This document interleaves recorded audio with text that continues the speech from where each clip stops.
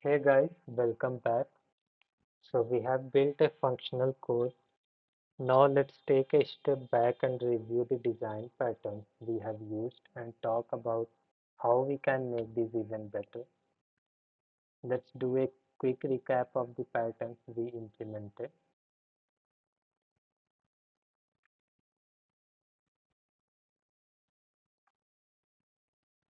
So our product hierarchy, electronics and books, this allows us to write general code that works with all products.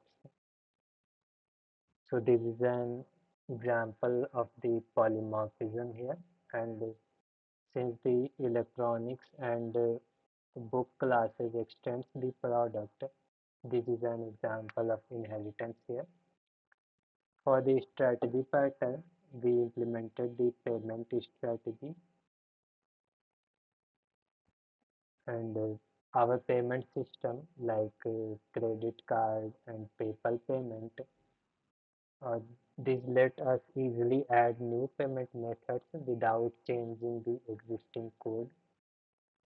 And we added the singleton pattern in the inventory class in the inventory.java. This ensures we have one consistent global state for our product stock. And in the shopping cart, our shopping cart contains the cart item objects, which in turn contain the product objects. This introduces a has a relationship, which is often preferred over a is a relationship, and this is an example of the composition design pattern. And after this, I want to also point out a potential bug. Right now, we added items to the cart without checking if they are in the stock or not. This is a big problem for a e-commerce site into the production. So let's fix it. We need to add a method to our inventory class in this inventory.java. Before we add something to the cart, let's add a simple method here. For example, a function named as isProductAvailable.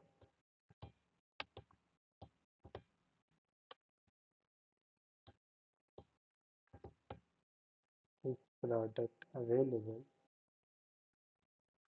which will take two parameters, the product and the quantity.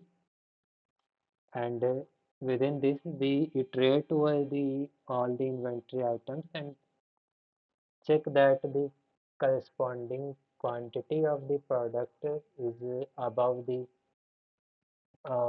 stock quantity or not. So if the available stock is more than the uh, demanded quantity, then it will return the true, and we can proceed with the uh, cart and ordering process. Otherwise, this would return the false, and we can abort the buying process of the same product. Now we also need to modify our shopping cart as well to see the effect of the shopping cart.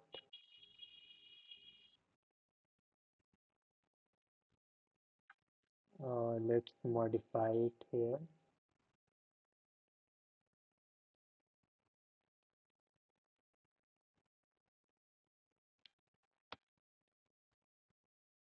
Items.add cart. So before this, we have to check that if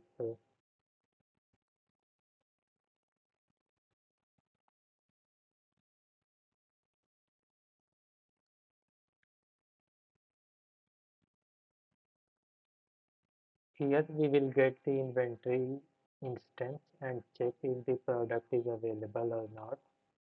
If it is, we would proceed with the addition of items into the cart. Otherwise, we throw an exception here and return an error. This would ensure us a more robust approach in this e-commerce project. Let's add the inventory. Let's say, first of all, get the inventory instance and check whether the product and the corresponding quantity is available or not.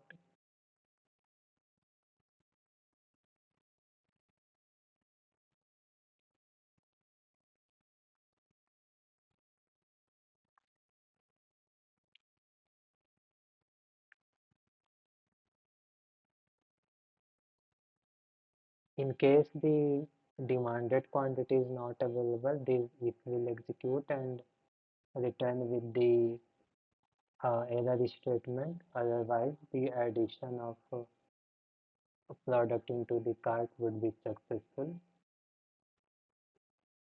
So with this, the our current code structure is more well designed and robust. Other than this, we can also introduce the factory pattern here.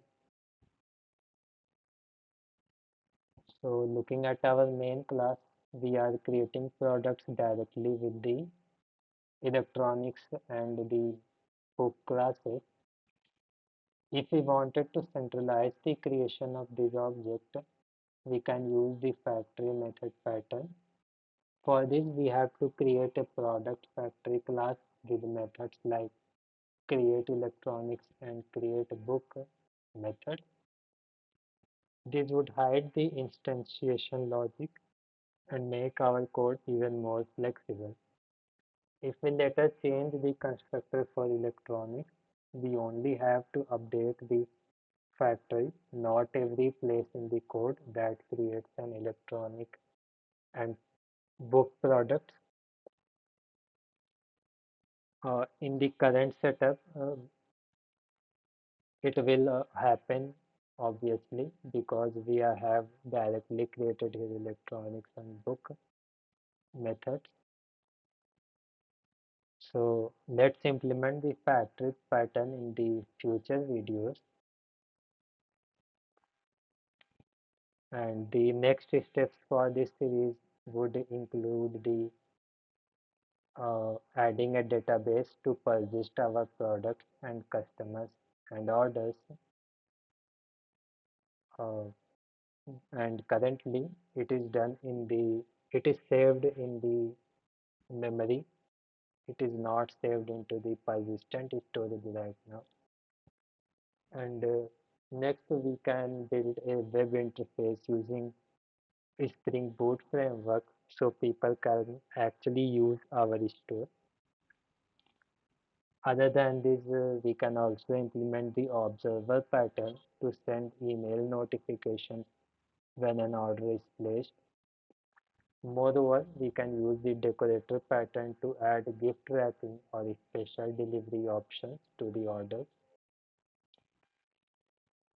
And we can add user authentication and security to give it a security layer for this to be a robust project.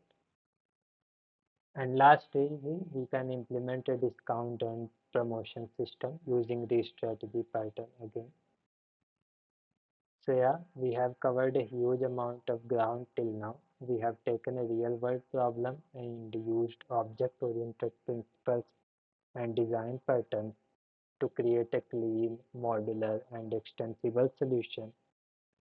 This is the kind of thinking that separates good developers from the great ones. If you have enjoyed this series, let me know in the comments what part you would like to see next. Should we add a database or should we build a UI first? Implement the more patterns first. Let me know. Thanks for watching. Don't forget to like and subscribe, and I will see you in the next video. Thank you.